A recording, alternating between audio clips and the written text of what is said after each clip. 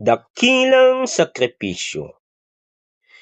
Mula ng tuksohin, sina Eva at Adan sa ati pumasok naman ng kasalanan, kaya't sa Diyos ay nawalay ng tuluyan at impyerno ang ating dapat pupuntahan.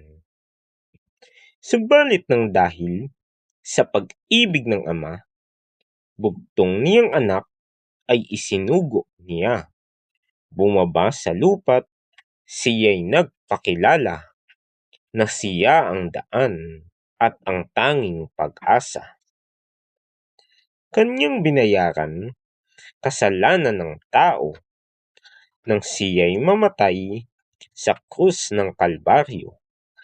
Laman at dugo niya ang naging sakripisyo upang kaligtasan lubos nating matamo.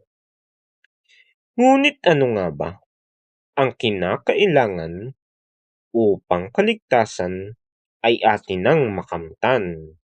Sumampalataya sa dakila niyang ngalan at ika'y magsisi sa iyong kasalanan.